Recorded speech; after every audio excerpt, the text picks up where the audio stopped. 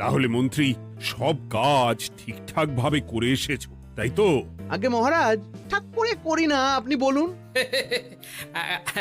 আমি শুধু আপনাকে ওই কোষাগার থেকে মোহর সরানোর কাজটাই খুব ভালোভাবে করতে দেখেছি মন্ত্রী মশাই। আর বাকি সব কাজে তো আপনি লবডঙ্কা। গোপাল, মুখ সামলে কথা বলো, হ্যাঁ? বেশি বাড়াবাড়ি করো না। কি বলতে চাইছেন মন্ত্রী মশাই? বাড়াবাড়ি করলে মারামারি হয়ে যাবে? আচ্ছা, হয়েছে হয়েছে, অনেক হয়েছে, সকলে এইবারে থামো।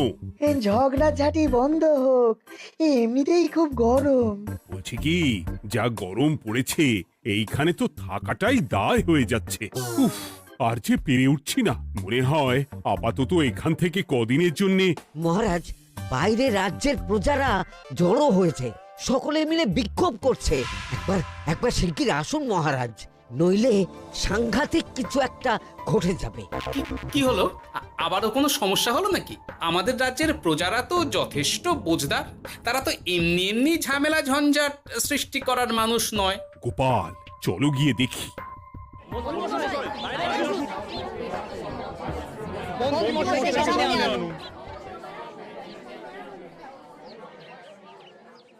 কি ব্যাপার, তোমাদের কি সমস্যা হয়েছে? এইভাবে বিক্ষোভ করছো কেন? মহারাজ, মন্ত্রী মশাইকে সামনে আনুন, তারপর বলছি কি হয়েছে না হয়েছে। সেরেছে।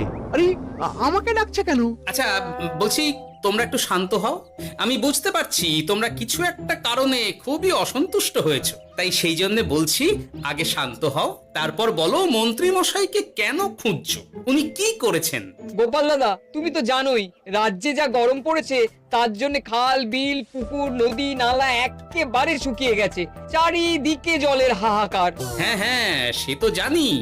গত সপ্তাহে এই সমস্যার কথা জানিয়ে মহারাজকে অনুরোধ করে গিয়েছিলাম যে রাজ্যের বাঁধটা যাতে খুলে দেওয়া হয়। কেন? আমি তো তোমাদের কথা রেখেছি। আমি তো দুদিন আগেই মন্ত্রীকে পর্যাপ্ত পরিমাণে মোহর দিয়ে বাঁধ খোলার কাজে পাঠিয়েছিলাম। কেন, উনি কি বাঁধ খোলেননি? সেইটা ওনাকেই জিজ্ঞাসা করুন। গত দুদিনে উনি তো বাঁধ খুলতে আসেনি, উপরন্তু আমরা ওনাকে ডাকতে গেলে উনি আমাদেরকে তাড়িয়ে দিয়েছেন। সে কি, এ তো ভারী অন্যায়। দুদিন ধরে অপেক্ষা করে আর না থাকতে পেরে আজকে আমরা এখানে এসেছি। এই অবস্থায় আমরা কি করব? যদি আমাদেরকে আমাদের রাজ্য সাহায্য না করে তাহলে কোথায় যাব আমরা? ছি ছি ছি, আমি তো ভাবতেই পারছি না। মন্ত্রী, এই মন্ত্রী! মহারাজ, মন্ত্রী মশাইয়ের ব্যাপারটা পরে দেখে নিচ্ছি, আগে এদেরকে শান্ত করেই চলুন। মনে রাখবেন, প্রজারা একবার বিপক্ষে চলে গেলে কিন্তু খুব মুশকিল হয়ে যাবে। শোনো সকলে, তোমরা আজকের দিনটা একটু কষ্ট করো। আমি কথা দিচ্ছি, কাল সকাল হলেই বাঁধ খোলার ব্যবস্থা করব, ঠিক আছে? ঠিক কথা বলেছো তো গোপাল দাদা। দাদা বলে যখন ডাকো, তখন দেখো এই দাদা তার ভাইদের কিছুতেই নিরাশ করবে না। শুধু আজকের দিনটা একটু চেয়ে নিচ্ছি, ব্যাস। ঠিক আছে, আজকে আমরা চলে যাচ্ছি, কিন্তু কালকে কিছু না হলেই। কোনো কিন্তুরই জায়গায় নেই পুঁটির বাবা। আর তোমরা রাগ করো না। চিন্তা করো না, সকাল হলেই সাঙ্গ পাঙ্গ নিয়ে আমি বাঁধ খোলার কাজে নেমে যাব।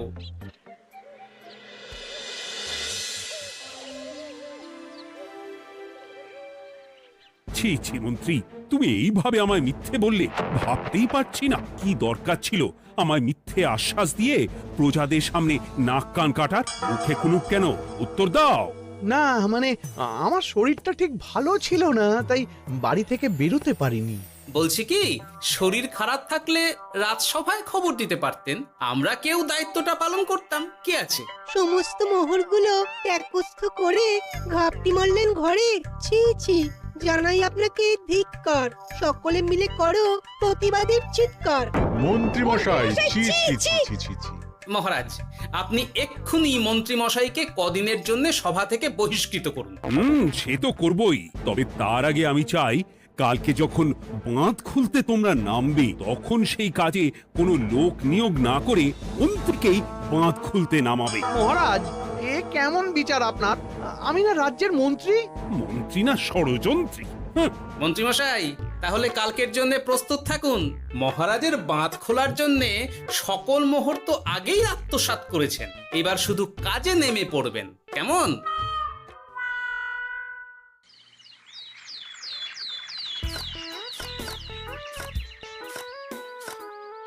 ওহ গোপাল, এইবারে ছেড়ে দাও, আর পাচ্ছি না। এত সহজে হাল ছাড়লে হবে বলুন? এই কে আছো?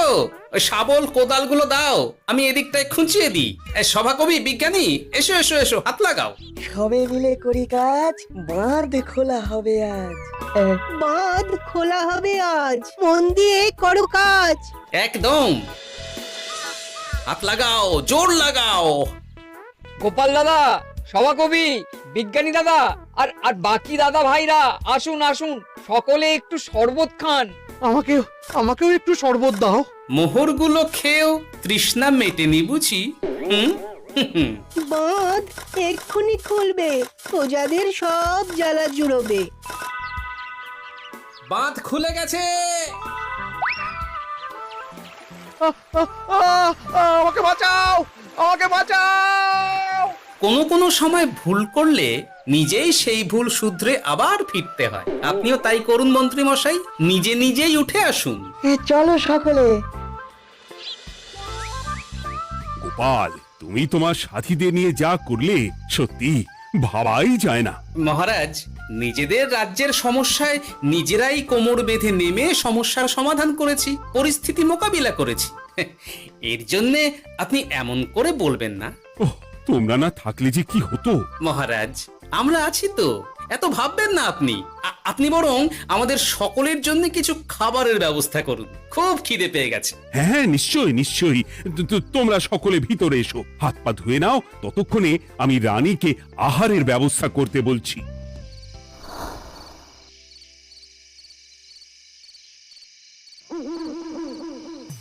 ওমা গো, ওমা বাঁচাও, কি শরীর খারাপটাই না লাগছে গো। একে গিন্নি, বাবারে, কি হয়েছেটা কি? ও, তুমি এইভাবে এখানে শুয়ে কাতরাচ্ছ কেন? বলি তুমি এসেছো? হ্যাঁ, এই তো আমি চলে এসেছি। কি হয়েছে গিন্নি? তোমার কোথায় কষ্ট হচ্ছে? গরমে হাঁসফাঁস করছি গো, পারছি না। রান্না করতে গিয়ে খুব বাজে অবস্থা হয়ে গেছে গো, এই থেকে এইখানে পড়ে পড়ে গড়াচ্ছি। ঠিক আছে, আজ আর রান্না করতে হবে না গিন্নি, আমি রাজবাড়ি থেকে খেয়ে এসেছি। বাহ, নিজে খেয়ে এসেছো বলে আর রান্না করতে হবে না বলে দিলে? এদিকে রাত্রে আমি খাবো কি, সে খেয়াল আছে? হ্যাঁ হ্যাঁ, খেয়াল আছে, খেয়াল আছে। যাও, আমার জন্য রান্না চাপাও আর একটু জল দাও। দেখো, এত গরম পড়ে কৃষ্ণনগরের অবস্থা শোচনীয় হয়ে গেছে।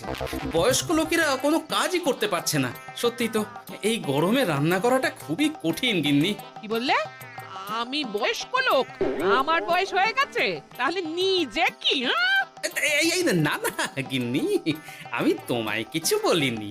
আমি গোটা কৃষ্ণনগরের সাধারণ বয়স্কাদের উদ্দেশ্যেই কথাটা বললাম। তোমার তো বয়স হয়েছে বলে মনেই হয় না গিন্নি। ও তাই বলো?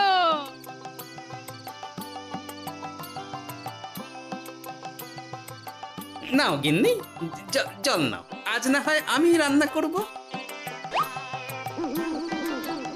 হে ভগবান, মুখের একটু লাগাম দাও। এইভাবে যখন তখন সত্যি কথা বলিও না।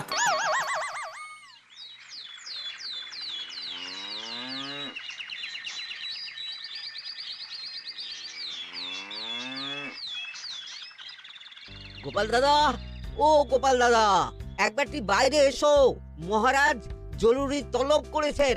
আবার কি হলো? গোপাল দাদা, গিন্নি, একবার ও বাইরে গোপাল গিয়ে দাদা। দেখে আসি, বুঝলে? পেয়াদা এসে অনেকক্ষণ থেকে ডাকছে।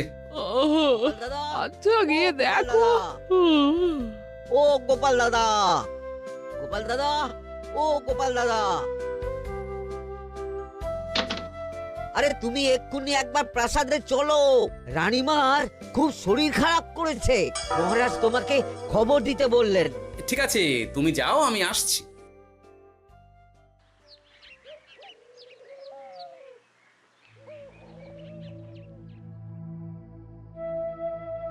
গোপাল, কি হবে বলো তো? রানী তো দুমদাম করে ব্যারামে পড়ে না। মহারাজ, ভয় পাবেন না, আমরা আছি তো। বৈদ্যকে পরীক্ষা করতে দিন, দেখি সে কি বলে। মহারাজ, অতিরিক্ত গরমের জন্য শরীরটা খারাপ হয়েছে। আসলে উনি এই তীব্র দাবদাহ নিতে পারেননি। তবে চিন্তা করবেন না মহারাজ, আমি বাড়ি গিয়ে এক ধরনের বিশেষ পথ্য পাঠিয়ে দিচ্ছি। রানীমা খেলেই সুস্থ হয়ে উঠবেন। মহারাজ, নিজের কানেই তো শুনলেন রানীমার তেমন গুরুতর কিছু হয়নি, চিন্তা করবেন না। বৈদ্যর ওষুধে উনি সেরে উঠবেন। যাওয়ার আগে একটা কথা বলে যাই, গরমের এই দাবদাহ কিন্তু আরো ভয়ঙ্কর হবে, তাই সকলে খুব সাবধানে থাকবেন। শরীর যাতে ঠান্ডা থাকে এমন হালকা পাতলা খাবার খাবেন। আসি, রাজসভায় দেখা হবে। মহারাজ, বৈদ্যমশাই কিন্তু এটা ঠিক বলেছেন, গরম আরো বাড়বে, তাই দুজনেই খুব সাবধানে থাকবেন, কেমন? গতকাল তো আমার গিন্নিও গরমের চোটে কুপকাত হয়ে গেছিল, শেষমেশ আমাকে বাড়ি গিয়ে রান্না করতে হলো আর কি। ও বাবা, তাই নাকি? তাহলে তো খুবই চিন্তার ব্যাপার। আচ্ছা মহারাজ, আমি তাহলে এখন আসি, আবার রাজসভায় দেখা হবে। এই গরমে আর এখানে থাকতে পারছি না, বলছি কদিনের জন্য না একটু অন্য কোথাও গেলে হয় না গো? গিন্নি, এই গরমে ঘরেই থাকো, অন্য কোথাও যাওয়ার মোটে নাম করো না। বাইরে বেরোতে গিয়ে যদি কোনোভাবে গরম হাওয়া শরীরে লেগে যায় তাহলে বিপত্তির আর শেষ থাকবে না গিন্নি। কিন্তু এখানেও তো যা গরম পড়েছে, পচে গলে মরে যাই আর কি। উফ গিন্নি, দয়া করে এইসব বাজে কথা বলা বন্ধ করো তো, আমার আয়ুর থেকেও তোমার আয়ু দীর্ঘ হোক। বাহ, তুমি এসব কথা কোথা থেকে শিখলে গো? হুম?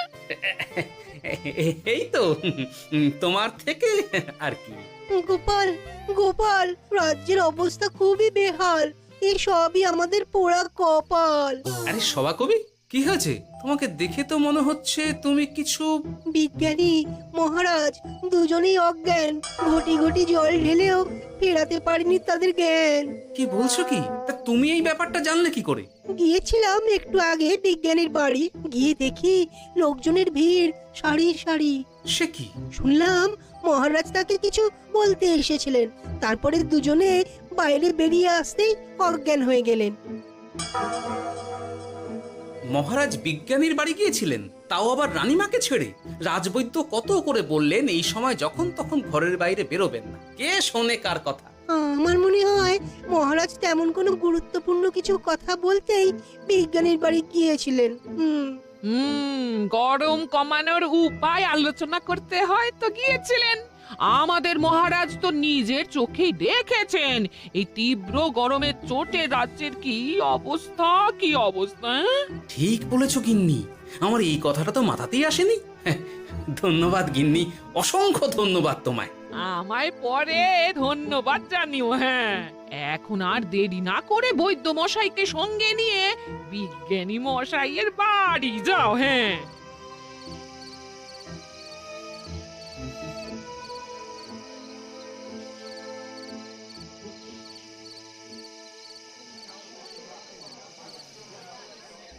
কি বুঝছেন বৈদ্যমশাই? খুব একটা ভালো কিছু বুঝছি না গোপাল। দেখো, সত্যি বলতে ওই কৃষ্ণনগরের অবস্থা খুবই বাজে, তাই এখানকার মানুষেরা একে একে অসুস্থ হয়ে পড়ছে। বাইরের অবস্থাটাও তো ভালো নয়, বুঝতেই পারছো। এখন সান্ধ্যকালীন হাওয়াতেও গরমের তাত রয়েছে। দেখুন, রাজ্যের যা অবস্থা তাতে যদি রাজ্যের মাথা থেকে সমস্ত প্রশাসনিক প্রধানরাই অসুস্থ হয়ে পড়েন তাহলে তো ভীষণ বিপদ।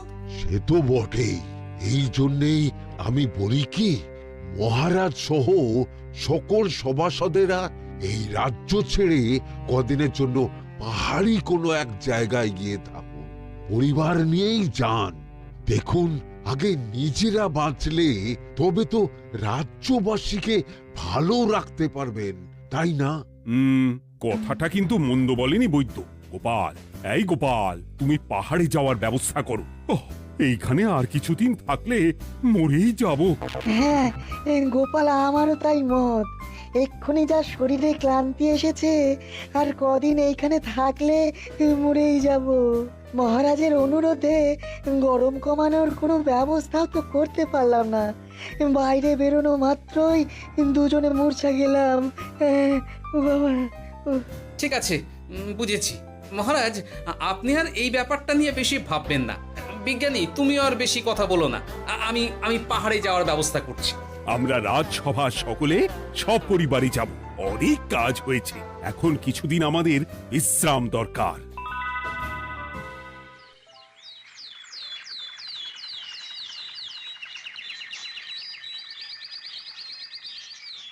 এ কি গোপাল, মন্ত্রীকেও তুমি আমাদের সঙ্গে নিয়ে যাচ্ছ?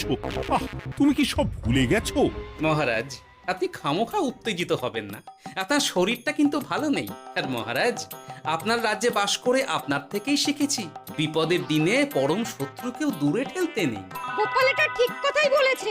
যতই হোক, উনি তো আমাদের মন্ত্রী, তাই এই বিপদের দিনে ওনাকে ফেলে যাই কি করে বলুন তো? সত্যি গোপাল, তোমার তুলনা নেই। ঠং, সবই নাম কেনার চেষ্টা। গোপাল, চলো এইবারে রওনা দিই। বলছি, খাবার দাবার আর জলের কলসিগুলো উঠেছো তো? হ্যাঁ, খাবারের পাত্রগুলো আপনার জিম্মায় থাকবে, আর জলের কলসিগুলো আমি সামলাবো।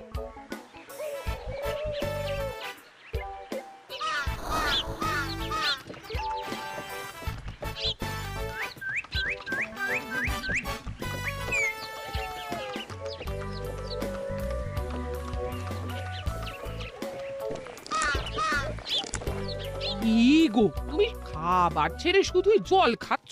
ওদিকে মন্ত্রী মশাই যে সব খাবার একাই সাবার করে দিলে না? ভালোই তো, থাক না।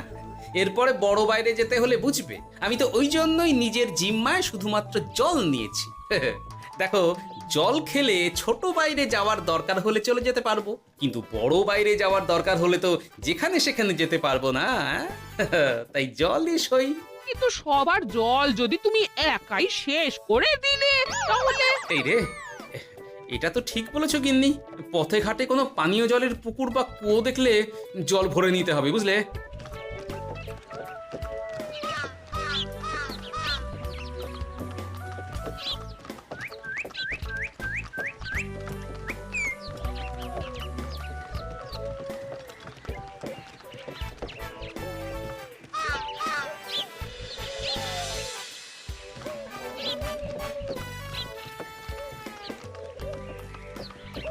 সকলে আসুন, দেখুন দেখুন মহারাজ আমার মূর্ছা গিয়েছেন। আসুন। সে কি, কৃষ্ণনগর পেরিয়ে এসেছি, এখন এই অচেনা অজানা জায়গায় এসে মূর্ছা গেলেন? গিনি, চলো তো শিগগির গিয়ে দেখি। কেউ ঘাবড়াবেন না, মহারাজের শরীরটা আসলে খুব দুর্বল ছিল তো, তাই মূর্ছা গিয়েছেন। তবে চিন্তার কিছু নেই, আমি এক ধরনের পথ্য দিচ্ছি, এটা খেলেই উনি আবার সুস্থ হয়ে যাবেন। ঠিক আছে বৈদ্যমশাই, আপনি তাহলে যত তাড়াতাড়ি সম্ভব পথ্যটা তৈরি করুন। হ্যাঁ, আমার এই পথ্যটা তৈরি করার জন্যে একটু জলের প্রয়োজন। একটু জলের ব্যবস্থা করুন তো। এ মা, বলি গাড়িতে যে এক ফোঁটাও জল নেই গো, কি হবে? এই গোপাল, তুমি একাই সব জল খেয়ে বসে আছো? হ্যাঁ গোপাল, এখন এসব বাদ দাও, চলো একটু জলের ব্যবস্থা করি। হ্যাঁ, খানাখন্দ, খাল, বিল, নদী, সমুদ্র, যেখান থেকে পারো জল নিয়ে এসো। জল ছাড়া এই পথ্য বানানো অসম্ভব। গোপাল, এ কি করা যায় বলো? দাঁড়াও, আমি একটু ছোট বাইরে থেকে ঘুরে আসছি। হ্যাঁ, খুব জোরে বেগ আসছে, ত্যাগ না করতে পারলে বুদ্ধি খুলবে না।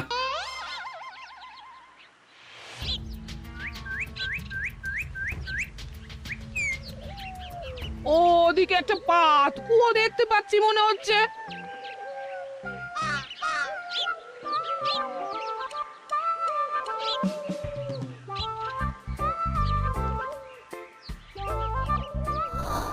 জল কোথা থেকে পাবো? তবে কি জলের অভাবে আজকে মহারাজ সুস্থ হতে পারবেন না? রানীমা, ব্যাকুল হবেন না, আমি আছি তো। আমি থাকতে কিচ্ছু অঘটন ঘটবে না।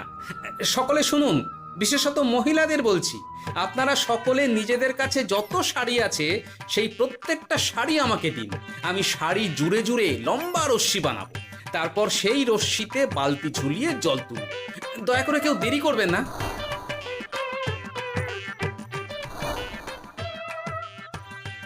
এই নাও আমার 5খানা শাড়ি। হ্যাঁ, এই নাও আমার 10খানা শাড়ি। আমি বাবা আমার লতা পাতা মিনি করা শাড়িগুলো দেব না। যা পারো করো, আমি বড় বাইরেতে যাচ্ছি। ওমা, বিপদের দিনে শাড়ি দেবে না? গায়ের জোরে নিয়ে আসবো। হ্যাঁ,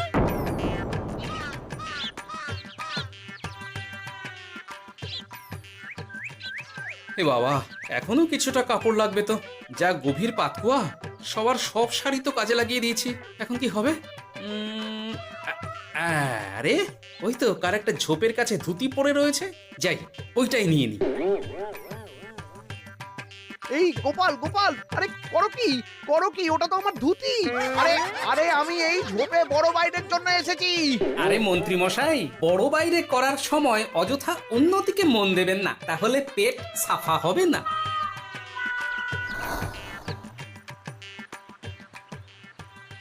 গোপাল, তুমি ছিলে বলে এই যাত্রাতে রক্ষা পেলাম। ভগবান তোমাদের অনেক অনেক মঙ্গল করুক। এই দেখো না, ওরা না আমার লতা পাতা আঁকা শাড়িগুলো নিয়ে নিয়েছে।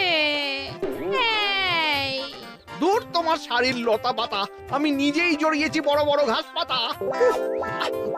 চুল করছে রে, দূর ছাতা, দূর ছাতা।